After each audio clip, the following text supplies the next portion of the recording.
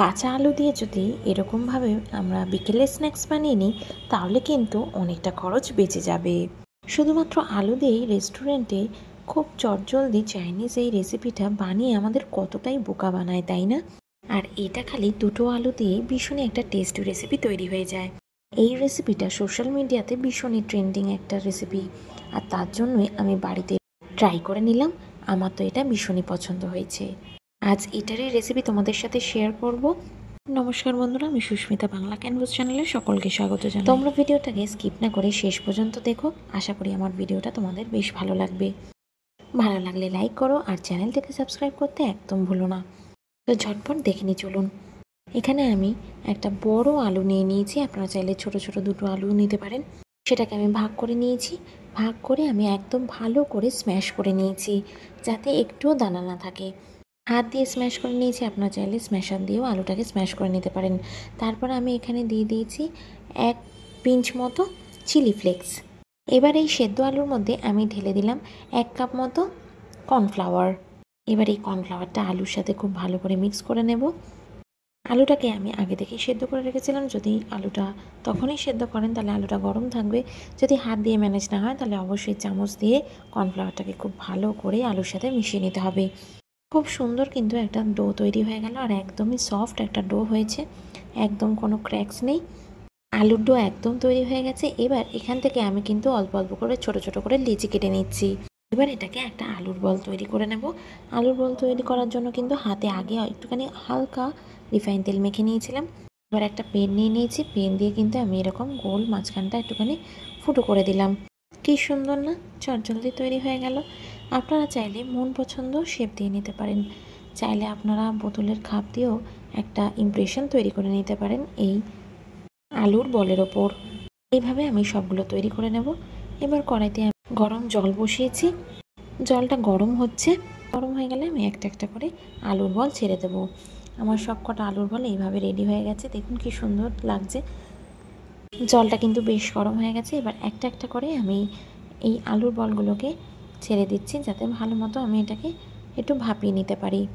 আর জলটাকে কিন্তু একদম হাই ফ্লেমে রাখতে হবে, লো ফ্লেম করলে কিন্তু চলবে না। সব এই আলুর রিংগুলো আমি এই জলের মধ্যে দিয়ে ভালো করে একটুখানি নাড়িয়ে চাড়িয়ে সেদ্ধ করে নেব।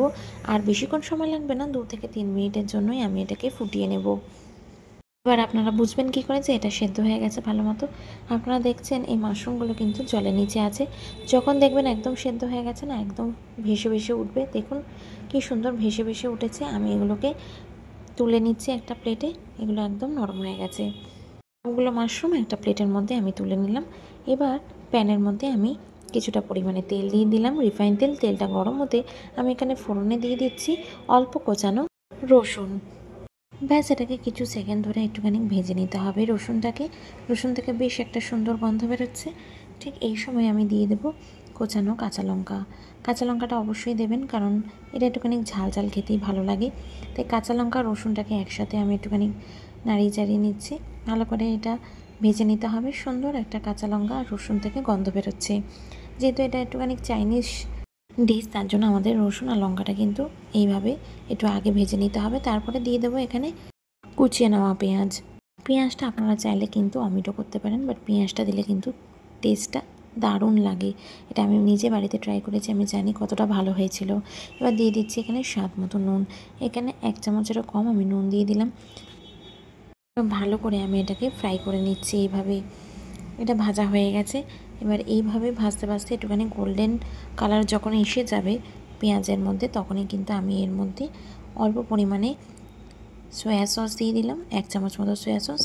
আর দিয়ে দিলাম এখানে 1 চামচ মতো টমেটো সস। এইটা কিন্তু একটুখানি টক ঝাল রেসিপি হবে। এখানে টেস্ট অনুযায়ী কিন্তু নুনটা দিয়ে নেবেন, আর ঝালটাও কিন্তু আপনারা আপনাদের ইচ্ছে মতো যতটা আপনাদের প্রয়োজন ততটা দিয়ে নেবেন। এবার ভালো করে আমি এটাকে নাড়িয়ে চাড়িয়ে ভেজে নিচ্ছি। খুব সুন্দর একটা গন্ধ বেরোচ্ছে সসের আর পেঁয়াজের। আমার তো এখনই খিদে পেয়ে গেল, কিন্তু রান্নাটা কিন্তু এখনও কমপ্লিট হয়নি, রান্নাটা এখনও বাকি আছে। ভালো করে আমি এটা লো টু মিডিয়াম ফ্লেমে রান্না করে নিচ্ছি। জাস্ট এটা একটা লাস্ট ইনগ্রিডিয়েন্ট যেটা অ্যাড করছি সেটা হচ্ছে এখানে একটা ছোট্ট পাত্রে আমি অল্প কর্নফ্লাওয়ার জল দিয়ে গুলে নিয়েছি, সেটা আমি এর মধ্যে দিয়ে দিলাম। আর একটু সেই বাটি ধোয়া জলে দিয়ে দিলাম। ভালো করে এবার এটাকে নাড়িয়ে চাড়িয়ে নিতে হবে যাতে কর্নফ্লাওয়ারটা দলা না পেকে যায়। কর্নফ্লাওয়ারটা দিলাম যাতে একটা থিকনেস আসে গ্রেভিটার মধ্যে। এবার ভালো করে সেদ্ধ করে নেওয়া যে আলু রিংগুলো সেগুলো দিয়ে দিলাম। এবার এই সস আর স্পাইসেসগুলোর সাথে আমাদের এই আলু রিংগুলোকে ভালো করে মিক্স করে নিতে হবে কিছুক্ষণ। এখন একদম লো টু মিডিয়াম ফ্লেমে আমি এটাকে 2 থেকে 3 মিনিট এইভাবে রান্না করে নেব। বেশিক্ষণ লাগলোই না, আমাদের রান্না একদম কমপ্লিট। এটা কিন্তু কোরিয়ান স্টাইল আলু রিং ঝটপট তৈরি হয়ে গেল। আর এই সব খাবার দাবারগুলো এখন ভীষণ ট্রেন্ডিং। তো এইভাবেই তৈরি হয়ে গেল কোরিয়ান স্টাইল আলুর রিং। ভীষণই স্বাদের তৈরি হয়। চটপটা খাওয়ার ইচ্ছা হলে সন্ধ্যাবেলা এটা চটজলদি তৈরি করে নিতে পারেন। আর উপর থেকে আমি গার্নিশিং করে দিলাম অল্প সাদা তিল দিয়ে। কি দেখতে ভালো লাগছে না? জাস্ট ফাটাফাটি লাগছে। জিভ দিয়ে জল আনার মতো একটা রেসিপি, যেটা বাড়িতে তৈরি করলে নিশ্চয়ই আপনাদেরও ভালো লাগবে খেতে। ওপর দিয়ে অল্প চিলি ফ্লেক্সও দিয়ে দিলাম। বাড়িতে অবশ্যই তৈরি করবেন আর আমাকে জানাতে ভুলবেন না কমেন্টসে কেমন লাগলো। ভালো লাগলে লাইক করবেন, চ্যানেলটিকে সাবস্ক্রাইব করবেন, পাশে থাকা বেল আইকনটা অবশ্যই প্রেস করবেন যাতে আমি নতুন ভিডিও আপলোড করলে তার নোটিফিকেশনস আপনাদের ফোনের সঙ্গে সঙ্গে পৌঁছে যাবে। আপনারা ভালো থাকবেন, দেখা হবে নতুন রান্নার ব্লগে। টাটা।